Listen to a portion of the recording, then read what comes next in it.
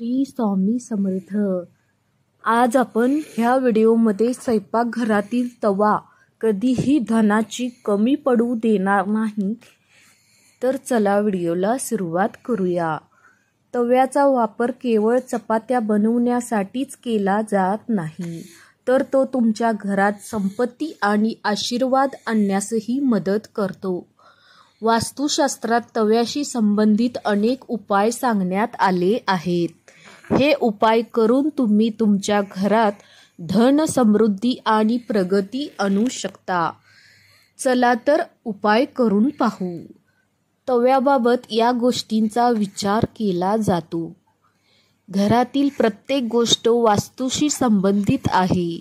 प्रत्येक गोष्टीशी काही चांगल्या वाईट गोष्टी निगडीत असतात। वास्तूनुसार चांगल्या गोष्टी सकारात्मक ऊर्जा निर्माण करतात, तर वाईट गोष्टी नकारात्मक ऊर्जा निर्माण करतात।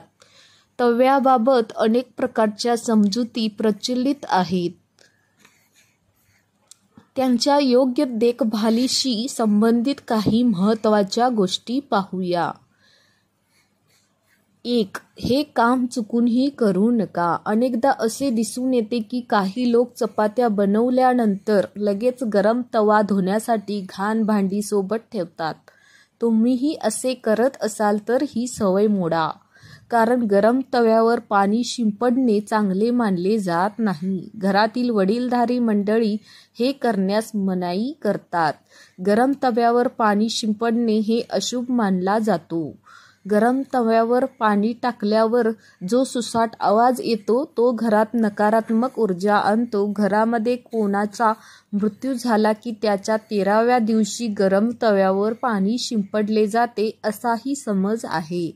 त्यामुळे सामान्य दिवशी असे करणे अशुभ मानले जाते।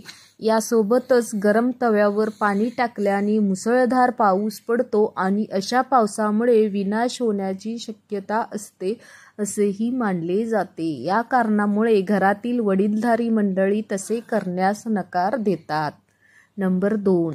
ज्योतिषशास्त्रातील तव्यासंबंधी हीच धारणा आहे। ज्योतिषशास्त्रामध्ये तवा राहूशी संबंधित मानला जातो, त्यामुळे त्याच्या स्वच्छतेची विशेष काळजी घेणे आवश्यक आहे। तवा नेहमी स्वच्छ पाण्याने आणि साबणाने धुवावा, तसेच तवा बाहेरच्या लोकांना दिसणार नाही अशा जागी ठेवावा, हे लक्षात ठेवा।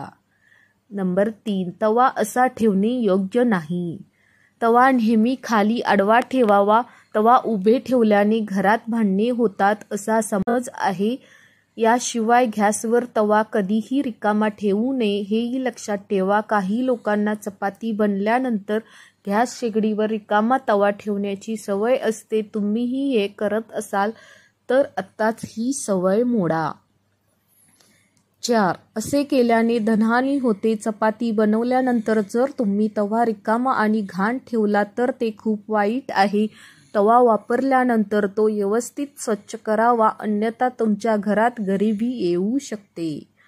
5. तव्यावर मीठ शिंपडा, किंबहुना घरातून नकारात्मकता दूर करण्यासाठी उपाय सांगितला आहे।